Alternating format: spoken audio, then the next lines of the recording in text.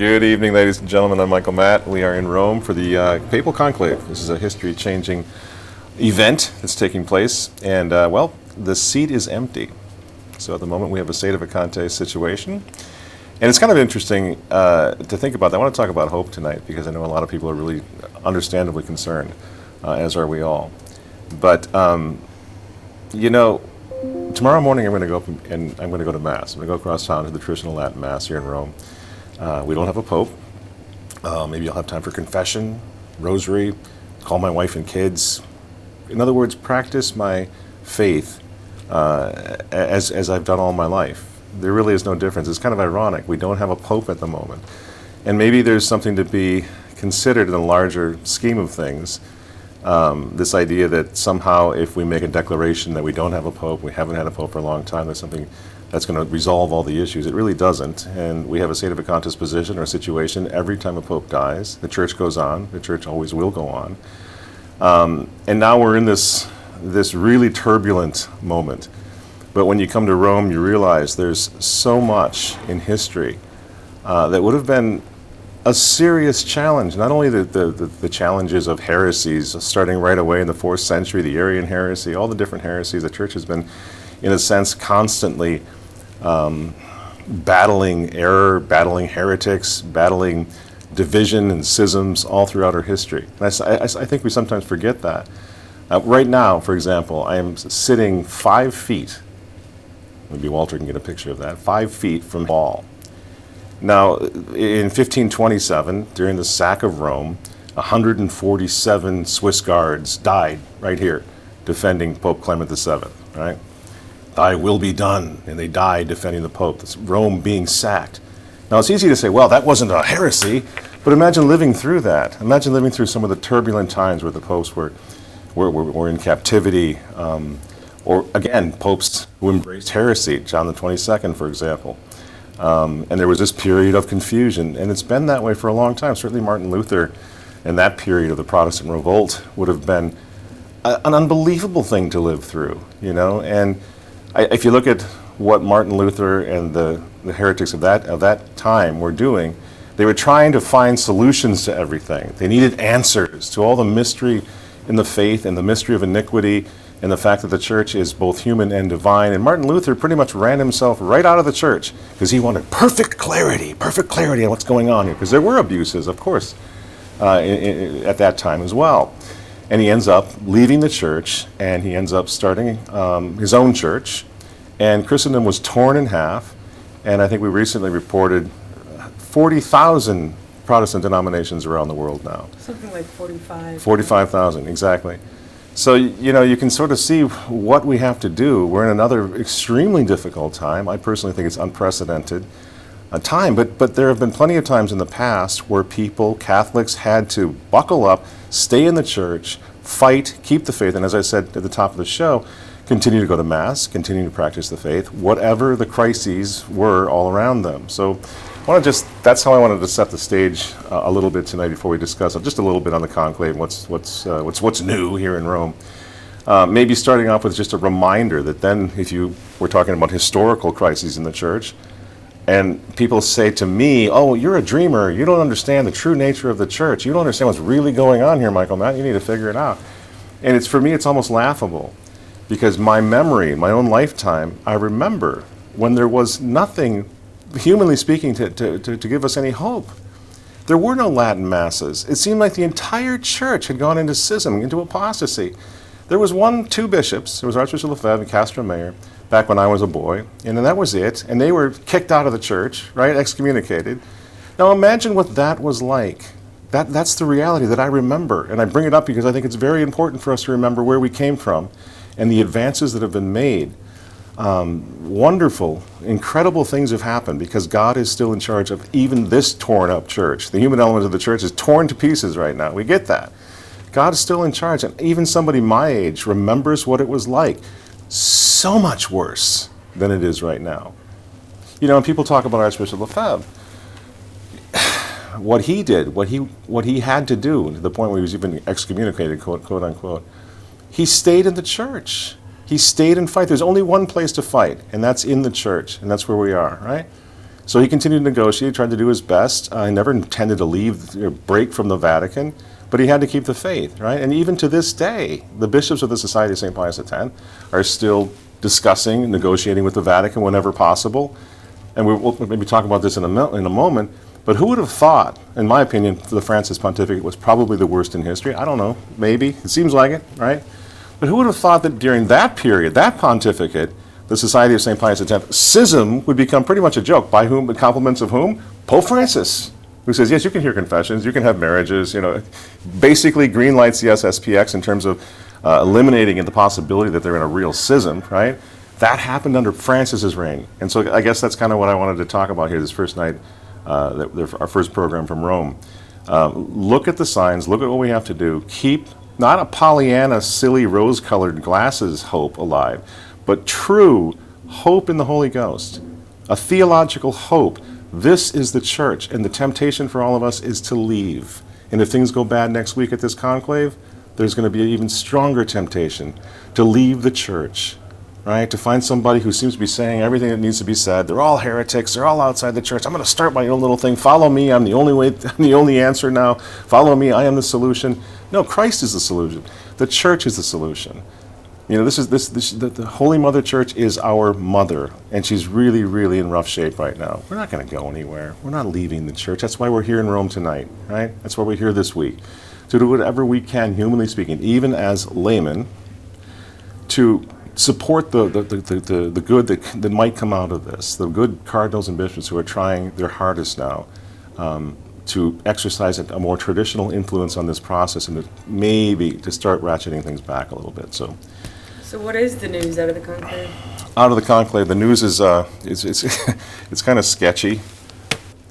I'm just going to read a little bit from today's press conference. This was the 9th General Congregation today of the Cardinals. It began this morning. There were 177 cardinals present, of whom 127 were electors. And let's not forget Francis appointed the majority of these. So again, I'm not overlooking the fact that this is, in a sense, is kind of a stacked deck, but we're going to wait and see. The session was divided into 26 interventions, and I just wanted to read you the topics because you can't believe they're serious. This morning they discussed the dual task of the church: to live and to witness communion. To live and to witness communion within. Oh, communion within. Communion within. Oh, okay. To promote fraternity in the world, of course. The magisterium of Pope Francis, they discussed that, and the processes initiated during his papacy were recalled with gratitude, emphasizing the responsibility to continue Francis's policies and to safeguard them. References were made to the Jubilee and to the desire for the next Pope to have a prophetic spirit capable of leading a church that does not close in on herself, but is able to go out and bring light to a world marked by despair. Well, yes, of course it's marked by despair, because the church is missing in action.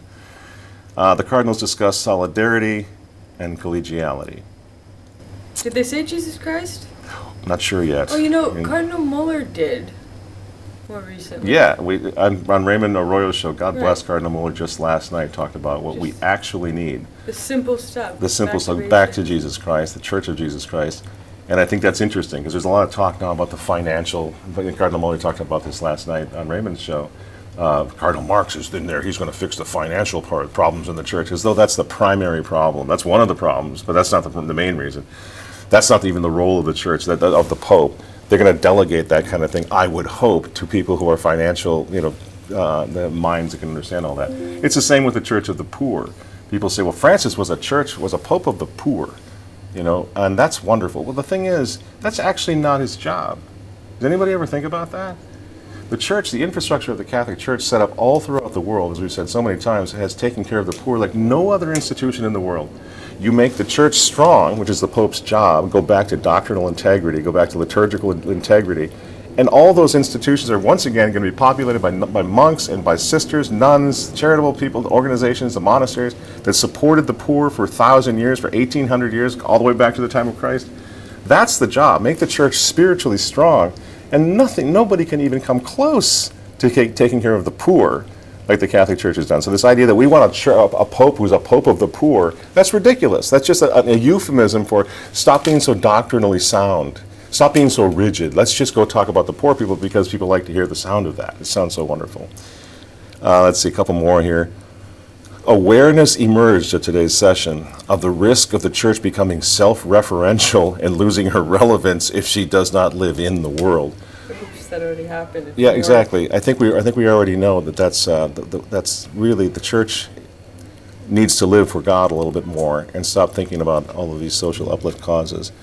There was also important references to ecumenical dialogue and mission. You get what I'm saying? It sounds, the people who are controlling the discussions right now want to have the same Francis gobbledygook that was there before, which again, in my opinion, is euphemisms for moving away from the traditional structures of the church. So, but that's just, again, these are just the discussions that are happening. What's happening with the conservative cardinals? What are the Cardinal Burkes? What are the Cardinal Serras doing, or Cardinal Mullers? What are they saying? Well, we saw last night again on Raymond Arroyo's show a courageous Curio Cardinal coming out there and just be like, no, this is wrong. Here's what we need to do. Francis made so many mistakes. We can't do Francis II.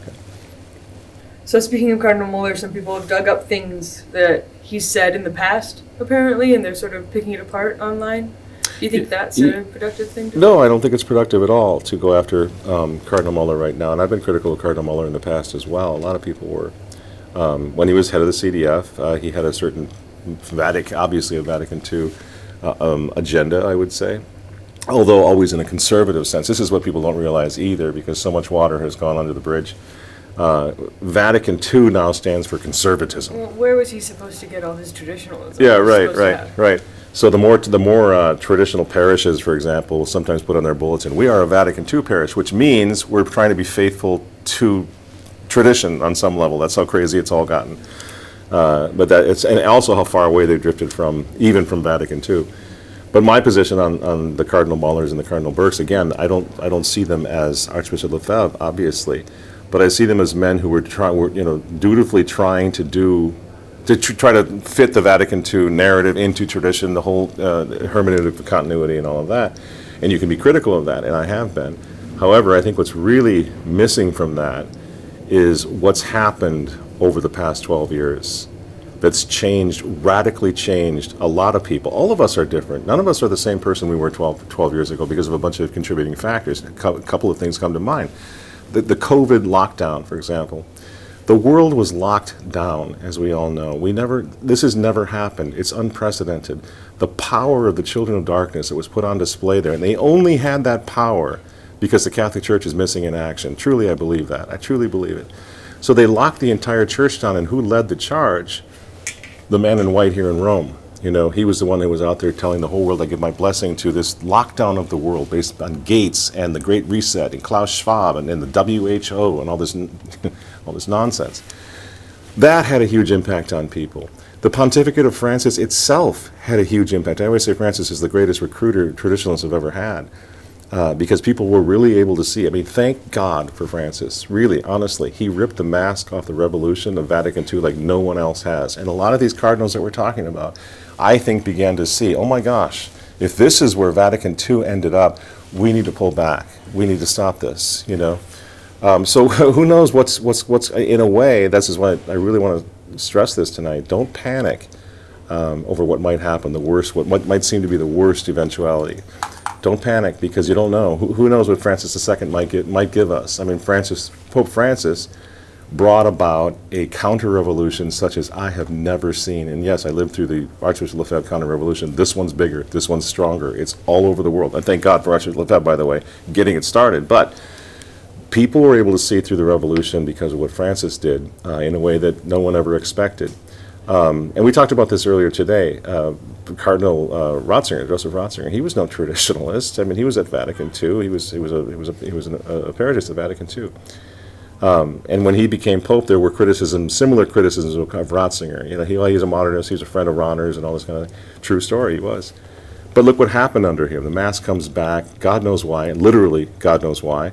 So when people say to me, you're not getting the full picture here, man. This is worse than ever before. Okay, I've got 7 children. Not one of them has ever attended a Novus Ordo, had to attend the Novus Ordo Mass. And that's thanks to what happened through providence of Archbishop Lefebvre, John Paul II with Ecclesia Dei, and then of course all the way up to Cardinal Ratzinger with Summorum Pontificum. You have parishes in my area where I live. I think there are 5 or 6 traditional Latin Mass parishes. Of saying the Latin Mass. And this was something that came about because of Cardinal Ratzinger. So again, no one expected that, no one anticipated that, but that's what I'm talking about. That's the on the ground, boots on the ground, Catholic counter-revolution, whereby a family man like myself, a simple layman with 7 kids, was able to raise his children pretty much in a Catholic world because of what happened with these popes for one reason or another. And thank God nobody gave up on the church, went off and joined the Mormons or whatever, the Scientologists, because of the scandals that were going on in the church back in the 70s and the 80s. You see what I'm saying? So we're looking at a very similar situation now, maybe worse, maybe better. And I would argue better in the sense that the Catholic counter-revolution today is so much stronger than it ever was. And that's where the Cardinal Burkes and the Cardinal Mullers and the Cardinal Sarahs, in my opinion, that's where they come in. I think we can sort of count on a realization, awakening up there as well. And where will that lead? Does that mean the whole church, the whole situation is going to be resolved? It's Pius the 13th for sure, and it's all over? Of course not. Of course not. But it's going to be a step, a strong step. It has to start somewhere, exactly. So in other words, you won't be asking for any kind of apology for the old stuff that may have No, been said? traditional Catholics, I've heard a lot of that, in fact, today. Where's Muller's apology for what he said back in 1988 when he said such and such, or whatever it was, 98? And I say that's just really myopic. It's really myopic. Look what he's saying now. Look at his 2019 Profession of Faith, which is absolutely beautiful. Look at his people say he doesn't believe in the resurrection. Well, then he has documents out there where he's talking about the risen Christ being the hope of the whole world, right? So I think that demand that everything you ever said in the past, you need to apologize. Are we traditionalists? We are not going to trust you. This is insane. They're going in the right direction, even if they're not there yet. I don't remember anybody demanding that Archbishop Lefebvre apologize for having signed the documents of Vatican II, which is what he did. Were we out there demanding that he apologize and retract and all of that when he started becoming this lion of counter-revolution and orthodoxy? Of course not. I don't remember anybody telling Bishop Strickland much more recently, you need to apologize, buddy. I don't remember hearing an apology from Archbishop Vigano. He's a papal nuncio. He installed Blaise Supich as the Cardinal Archbishop of Chicago, or Vigano did. Did he ever come out and say, I apologize for that? No. He was just making his way and making it obvious that he was becoming a traditionalist, that he was seeing through the revolution, and he still is, right? So the idea that we would now say the Mullers and the Burkes and the Sarahs, oh no, man, those guys are all terrible. Look what they did in the past. No, if they're moving in the right direction, which is exactly what they're doing right now. We need to be there, like I keep saying, like standing at the wall here with our rosaries in hands, saying, yep, guys, come on, keep going, we're praying for you, you got it, we've got your back, as much as we possibly can, as Archbishop Sheen's laity, we've got your back. It's not our job to nitpick these guys and pull them apart, when right now they're suffering. Do you know what, I just read you some of the language that they're hearing from the Cardinal Marks and so forth at these sessions. Well, these poor men are sitting there with their rosaries in their hands, you can imagine it, the good ones, praying that the Holy Ghost will intervene, this nightmare will come to an end. We need to be praying for them and recognizing what they're trying to do, even if they're not perfect. We always talk about Sister Lucy's diabolical disorientation. It affects all of us. It affects Cardinal Burke. It affects Cardinal Muller. It affects Michael Matt. All of us are living in a diabolically disoriented world and expecting perfection, especially at a conclave, when our only hope that something might happen, humanly speaking, with cooperation with the Holy Ghost, is in this little group of men who are trying to push it back in the right direction towards tradition. All of whom were formed post-Vatican. Absolutely, every single one of them was post-Vatican II trained, and yet. Is it possible that a traditionalist pope could be elected? Well, and if you think it's going to be like an Archbishop Lefebvre, no. Jorge Mario Bergoglio, Pope Francis, was the first pope to be trained and ordained post-Vatican II. 1969 is when he was made a priest. So yeah, I mean, these men are younger than he is. Yeah, so they all came through that system, and yet they're waking up, and this is what we've been praying for. This is what we want. So give maybe the best case scenario and the worst case scenario. Can you do a couple of names each, and what would, for example, if it was good, the best outcome, what would the revival sort of look like that way? If it's the worst case? The best case outcome for me would in a more conservative direction. A Cardinal Burke, Pope Pius the 13th, would be that he'd come in and he would continue in the freeing of the Latin Mass, which is it's not all only just about the Latin Mass, but that indicates a lot more. People say, hey man, I don't even go to the Latin Mass. Is that your only issue, single issue? only in the sense that for a churchman to be favorable to the Latin Mass means he's favorable to the doctrinal integrity that that Mass protects. You know what I mean? Like, that's the thing. It's not just some preference for Latin liturgy. It means he's doctrinally, there's an integrity there that's very, very important, and the tradition of the Church is being defended. So my hope would be, again, because they were formed in the spirit of Vatican II, or under the era of Vatican II. The realistic sort of. Right. So they've already shown that they would be more than wide open. All these men that I just mentioned, all of them said the traditional Latin Mass at the Sharp pilgrimage, for heaven's sake. So they're showing. They learned it later on purpose. Absolutely. And how do you think that went over here in the Vatican at the time, when Cardinal Muller was saying the traditional Latin Mass last year in Chartres? You know what I'm saying? This year it's going to be Bishop Schneider. I mean, there's so many things that we as lay people, I think we sometimes forget, you know. The sacrifices they're making and the limbs that they're out on. So that would be my best case scenario. And then as that happens, you have more and more people realizing, I'm not talking about the documents of Vatican II, I'm talking about the watershed event of Vatican II, that was a disaster. That did not work out, other than for them. Model. Right. Right, it really tore the Church apart. It needs to be abandoned. It needs to be deconstructed. We need a Vatican III that puts an end to this thing, because it's an absolute nightmare. It's only getting worse, so much worse. That would be my best case scenario. That, again, with sort of buying time with a person who's open to tradition, as it would be. Now, here's where it gets. And I don't consider myself a doom and gloomer. So let's take the worst case scenario. Cardinal Tagley, for example, poor guy. The guy who was out singing Imagine not so long ago, John Lennon's Imagine. There's your scenario whereby that Mass that I said, Francis ripped the mask off the Revolution of Vatican II. Now it's just over. If something like that gets elected, Pope Francis II comes in, the entire world, in my opinion, is either one of two things. They're going to leave the Church, or they're going to become traditionalists. The Novus Ordo will disappear. I'm talking about not the Mass, but the Novus Ordo apparatus will simply collapse. There's not much left of it as it is. So that's where, for me, even if that happens, that's the worst case scenario, I still think that will tip off a Catholic counter-revolution such as the world has never seen. And if we have to go back down into those catacombs, and like in this city, the Domitilla Catacomb, where the early Christians went, the faith will survive down there. And I like this imagery of tradition and the faith and the family prospering in those catacombs then over the next, 10 years, to such an extent that the very foundations of Rome, the eternal city, are shaken to their core because of what's happening underneath with family. Because just don't forget, the traditional Latin Mass movement, for example, and even the conservative Novus Ordo movement, like the Latin Novus Ordo, or movements that are moving in the direction of a more conservative Novus Ordo, this is all a youth movement. The whole thing is a youth movement. So that's where the future is. So that's where I would say, no matter what happens next week with the conclave, we can't lose track of those two scenarios. The very worst and the very best scenario end up kind of with us doing the same thing, just continuing on as we have been, keeping the faith, don't leave the Church. The whole point and purpose of what we're doing here is the Church is going to save our soul, and that's exactly what we're going to do.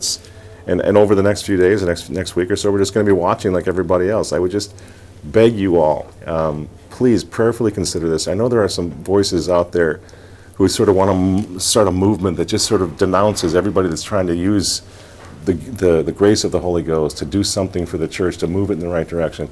Let's just not do that. Let's just move away from that. Let's just prayerfully watch and see what happens here. People say, yeah, well, none of those guys are even cardinals, so you can't possibly have a pope out of. Then God, the gates of hell have simply prevailed. If that's the case, we don't have any cardinals left. There's no way of electing a pope. We have no way back. No way back. And I'm not going to live like that. I think that, again, there's Henry Sear made that great point that it wasn't so long ago, right here in this town, the Pope, the true and legitimate Pope, was whomever the people of Rome said it was. It was that simple. There weren't so many technicalities and legalisms and all that we had to carefully consider. You didn't know what he was talking about that day. Right. Oh yeah. What are the chances? Is he a heretic? I don't know. Right. He's like a top-notch historian, and that's the way it was. So I'm not saying that settles the whole thing, but I wish that everybody could give themselves a little bit of a break and go, look, we're not going to probably figure all of these nuances out, all these technicalities out, but there are top-notch theologians who are looking at this just like we are. And I think there's every reason to expect either this conclave or the next. I wouldn't be a bit surprised if Cardinal Burke got elected. Everybody says it's impossible. Maybe it is, but with the Holy Ghost running the church, ultimately there's going to have to be a pretty obvious intervention, because these guys don't seem to notice what he's trying to do subtly, right? So there is going to be a very obvious intervention of the Holy Ghost. If it's not this one, okay, oh well, don't lose hope, don't lose the faith. It'll be the next one. But it's going to come. It will come in God's good time. Our only job is to stay in the church until it does. And as hard as that might be, I don't know. It's not that hard for me. Like I said, we have Latin Masses. We have, the huge communities of people who are keeping the faith.